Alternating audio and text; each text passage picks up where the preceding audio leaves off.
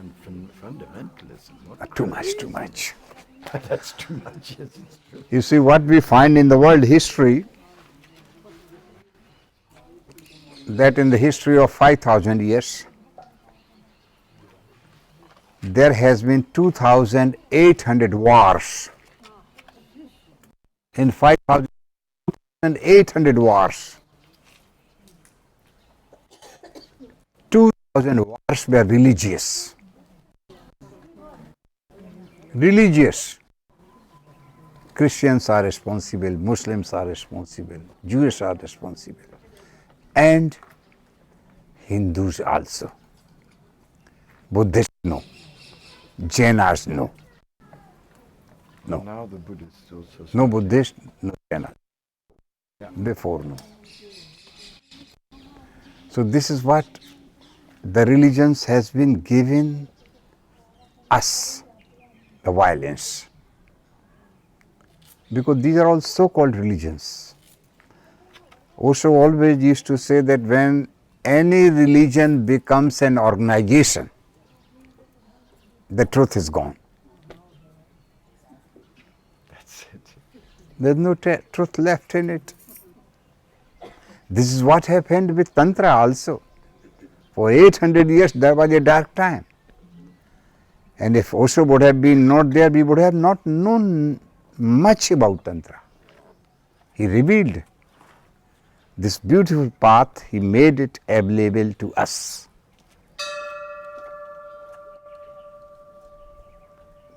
So he was asking me a beautiful question that I should say something about Gorakh. I have already told you this morning that Gorakh is the man who has given all the techniques of meditations, yantras and mantras. But when Gorakh was in the body, Tantra was divided into 8 sects, 8. We used to call them Kapaliks, Kalamukhis, Aghoris, Lingayats, this, that. So there were 8 sects and they have been fighting. Of course. They have been really fighting. So when Gorakh emerged in 8th century, he brought all these 8 sects under one umbrella. Wow. Before Gorakh, the Tantra became little white and little black. It became the path of magic, Yes. the path of hypnotism. Black magic. Yes. Black magic. So the world was scared of Tantra, a witchcraft. So he made it white. And it became the path only of meditations, less ritualistic. And all these 8 sect rituals were dominating. Rituals in the cremation ground. Tantrics have been eating in the skulls of the head. Skulls. They still do in Benares, don't they? They have been eating the flesh of the dead bodies in the cremation ground. Eating. Drinking wine, alcohol, drugs, all kinds of drugs. Because they have a pretension, they say that our God Shiva used to smoke hashish, marijuana, this, that. So why not we? Why should Shiva have all the fun? So Gorakh has finished all these things and he made from black to white Tantra. Now this man was born in northeast. Around a city we call it Gorakhpur. There is one city. It is named after his name. So at the age of 13, he left his house. He just walked out. And this city Gorakhpur is around the mountains. It is on the border of Nepal. So he entered into Nepal. It happened somewhere in 8th century. And he became enlightened on the top of a hill, which is 250 kilometers away from here. So slowly, slowly his talk went around whole of Nepal.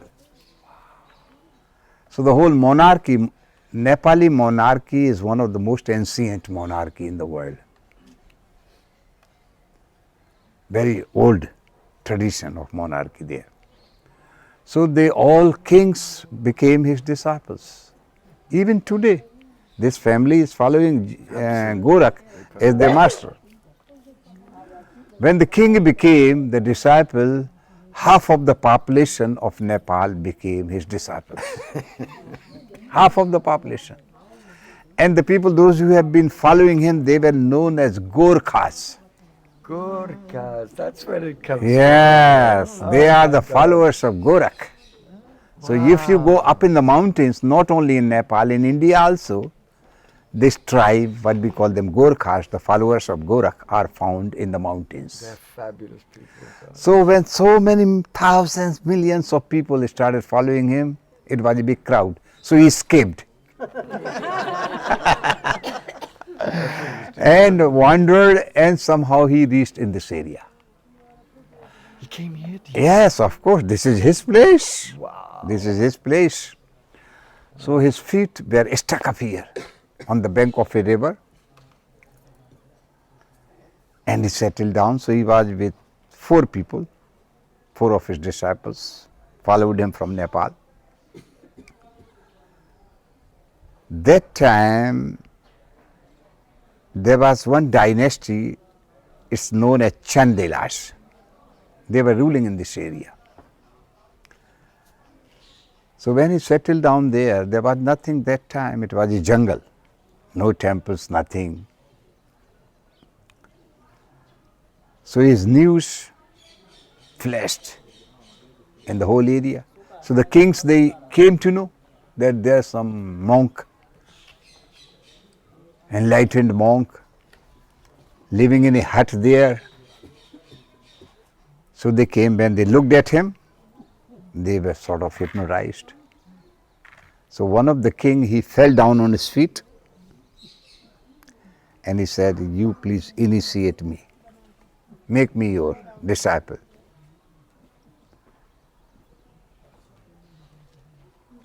He said, "Yes, but one condition.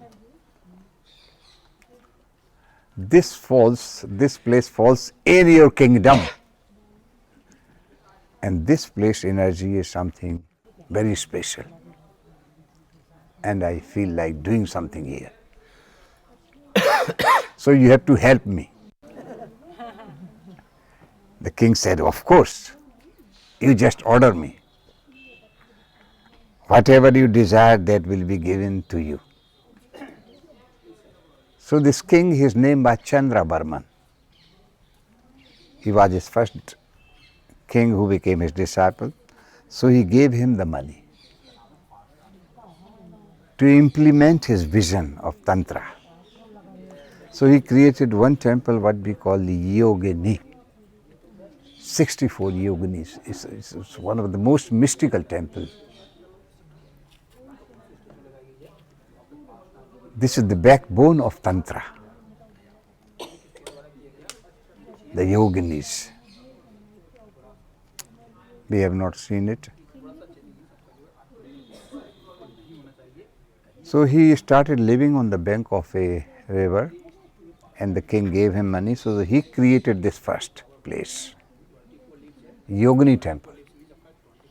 Huge platform, rounded, circle like this, and 64 cells. So slowly, many people came and became his disciples. And it is said that he used to have 3,200 disciples with him. So that temple became the center of mass therapies. Whatever you have seen on the walls of these temples, it was all practiced there. It is not an imagination. It is not the fantasy of an artist.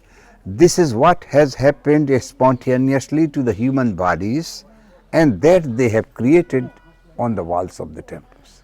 That expression, that particular mudra, that particular gesture, even whatever symbolism came in the visions, that is implied on the temples, that is engraved on the temples also by these people.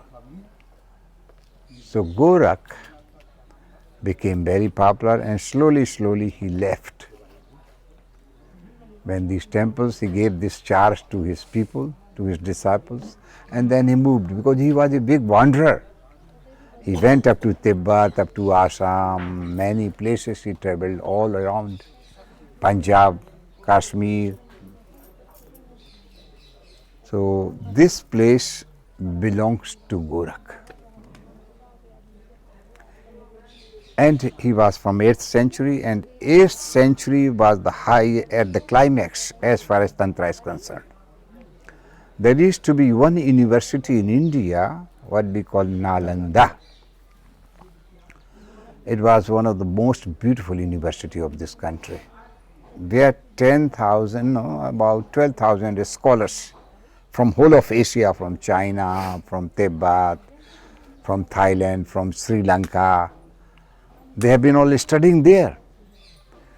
But in 8th century was the climax, especially in the field of Tantra. Some beautiful people came out from this university, which flourished in Tibet, which flourished in India. Gorak never went to any university, but contemporary to him, Atisha is one of them, Sarha is another of them. There were three important. And they went to the Mahayana school. Yes, in Mahayana. Tibet. Yes. But they all studied in Nalanda University, they are all from here. And 8th century, one more man was born in this country. His name is Sankaracharya, Adi Sankara. He organized the Hindu religion, and he created 4 centers, heads of the Hindus, like popes. Shankaracharya is responsible creating 4 popes, east, north, west, south. Even today they are there. Kanchipuram. And Yes. So, Sankara was not a traditional being. He was absolutely against these organized religions. So he was never liked by these Sankaracharyas, and never liked by Adi Sankara also, because he was a Hindu. And Gorak was simply a human being. He did not belong to any class, any caste, any religion, because Tantra itself is not a religion at all. So this is something about Gorak. that is so beautiful. Thank you. Yes, you Now we satisfied belong my... to the Gurkhas. We have to climb up the mountains. But when you go back, buy online some books of Gorak, you will really love.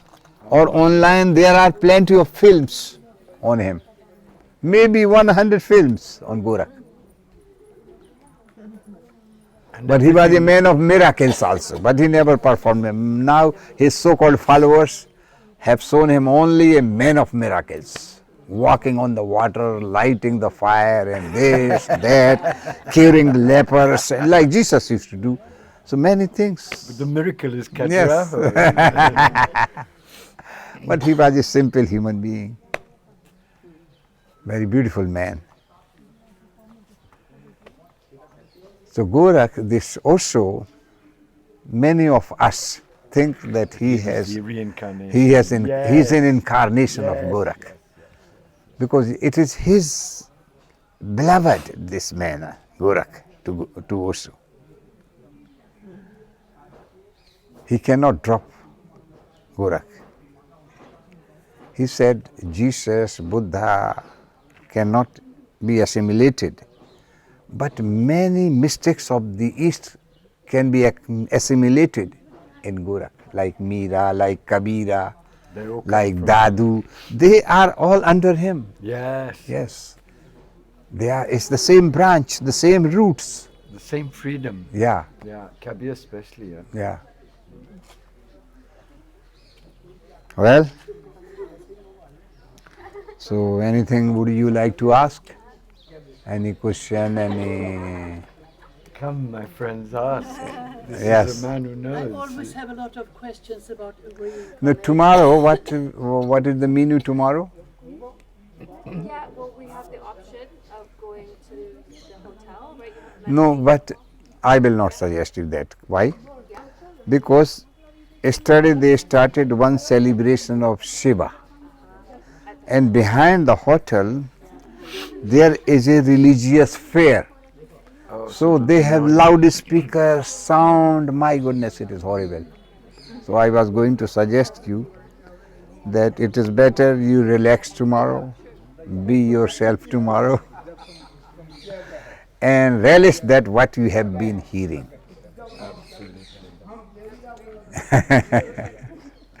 So these 2 digits are enough. And if you want to know a little bit more, you can I ask have me. one more question. You are welcome, sir. Because you answer so beautifully. You said you'd tell us something about Shivaratri. You said if you could, I keep in my mind what you have said. So offer us something about the mystery of Shivaratri, which we've been participating in, if you wouldn't mind. You see, Shiva is supposed, we call him Adi Devata, The original. the great yogi. There's nobody beyond him.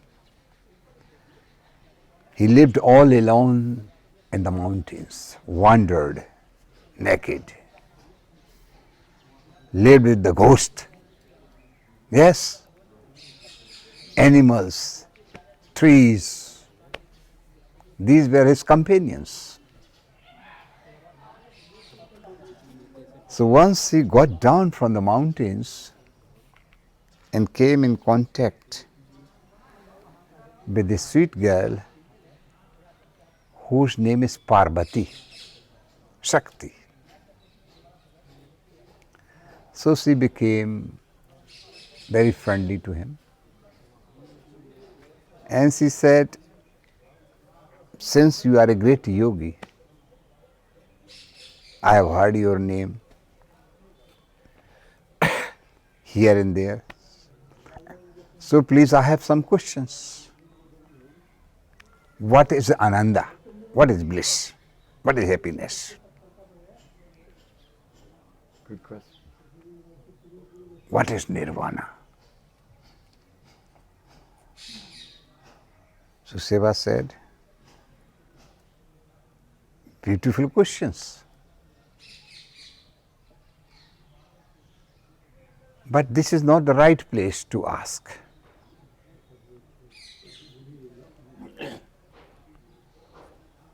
If you want to know all these answers, you have to come with me down. They were sitting on the top of a hill. They were not married, but she was a lover, admirer of Shiva. So he said, yes, I will answer your questions, but you have to come with me. It is said that Shiva is always carrying a bull with him. You have seen a bull there, which is his transport. So they got down a little bit and there he left the bull. So if you look in the Google search, the names which I am telling to you, you will find these ranges of mountains with this name. So one of the range of the mountains is known as Nandi Hills. The place where he left the Nandi, his name was Nandi. Then they walked a little bit more. He left the second thing, Naga, the snake, the cobra, Kala. So it is known as Naga Parbat, the Naga mountain. Then he had Trisul, the trident. There he left. It is known as Trisul Parbat, Trisul mountain.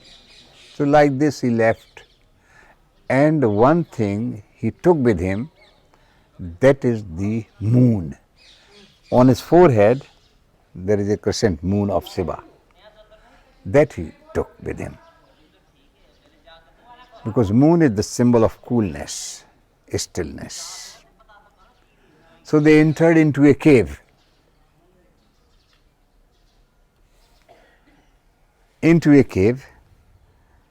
And there Shiva said, ask your questions. Shakti, she asked a question. Shiva gave her a technique. Do it and you will have an answer. Because if I give you an answer from my experience, from my birds, it will be a borrowed answer, which is not going to help you out at all. It is your question and you have your own solution within yourself. So if you do this technique, you will find the solution and answer. So like this, Shakti, she asked 112 questions. And Shiva answered, gave her 112 techniques of meditations. So beautiful. That is the book of secret which was born like this. This is the origin of Vijnana Bhairava Tantra. The one I was reading to you. Because this science cannot be revealed in front of others. It is an inner dialogue. It's a dialogue between these two in the outer form. To unite, to bring the inner union. That is why he did not speak up in the mountains. There was a bull, there was a trident, there was other things with him. So he has been dropping everything. So when nothing was, every question was solved, she got all the 112 answers. Nothing was left to ask. So they came into a deep embrace. Deep embrace. When they came into a deep embrace, the duality evaporated. They became just one floating energy, no movement. When there is no movement, the sun stopped coming out, the moon stopped shining, the wind stopped blowing, everything stopped. Deep silence, deep darkness in the whole universe. So it is said that some of the spirits, some of the gods started crying, what has happened? So somebody heard that Shiva is in deep union. So they went to request him to come out from this union. So he was inside the cave. They shouted from the gate, did not hear. They waited there for 15 days in darkness. After 15 days they heard the noise. So during these 15 days they melted so deeply that they transformed into ice. And this place is the most famous place in India, which is visited by 10 million people every year. Every year 10 million people are visiting this shrine in the Himalayan mountains. We call it Amarnath. Amar means immortal. This is the place where the songs of immortality were delivered. The sutras of immortality happened there. Whosoever has heard these sutras, he became immortal. So these 112 techniques of meditations are the techniques of immortality. It is said that one pair of pigeons, you know pigeons, bird, was listening. You see, they are there, pigeons. They have been listening this whole dialogue of these 112 questions. So this couple became enlightened, immortal. And it is said that sometimes people, when they go to visit this cave to see this ice linga, they see this pair. So the one who sees this pair is supposed to be a very lucky man. So this is the place where this book of secret happened there. Why we call it the book of secret? Because these dialogues, this cannot be transmitted in front of others. That is why it is secret, book of secrets. It's a secret. So Nandi was not needed, the trident was not needed, only moon was needed to make them more cool, more serene. So when they came out, they turned into a form of linga. Then they again melted. So Parvati was separate, Shiva was separate. So that night, for 15 days, that is why we call it Mahashivaratri. We don't call it Shivaratri, we call it Mahashivaratri, the great night of Shiva, a night of 15 days, a deep cosmic orgasm. After the separation, Shiva got married. But this orgasm happened before the marriage. It was not a physical, it was something beyond it. It was a deep interior inner milan of these two opposites of yin and the yang. That is why we celebrate today and yesterday. We call it Mahashivaratri, the great night of Shiva, with celebration, with dancing, this and that. So that is the night where this Vijnana Bhairav Tantra was born. So now this is Mahashivaratri. Thank you. And here we are on Shivaratri going to see the dancing at the wedding. This is his wedding day. This is his wedding day. Yesterday in the night you missed, you came late. They performed at the marriage ceremony. No. Yes, in the temple, in one Shiva temple. Wow. Shiva and Shakti temple, it was. Every year they do it, So they took out the procession in the whole village up to midnight. The procession of Shiva and Parvati in the wedding. We were having our own wedding on the bus. So anything else? Thank you so much. I know everybody is very, very grateful that we had this time with you. Bless you, thank you. Thank you. Let's just, in silence, wish Swami a long life and everything that he needs to change.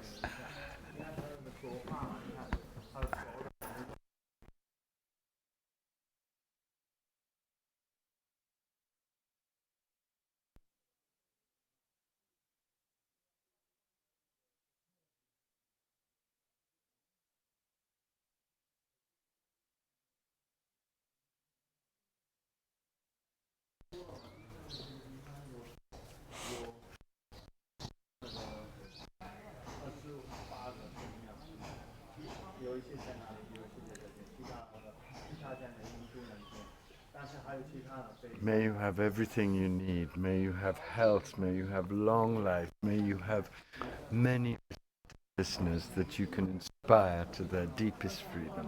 Thank you. Thank you. Thank you so much. Thank you so much. We love you and we hope to see you again. So I would like to know one thing. All of you are from different countries? Yes. Yes. So how you came together? Because of Andrew. Which is that thread? Helen is organizing. Andrew It is you who has organized? I'm not a guru, but I'm a sower. So this is your garland I love this garland.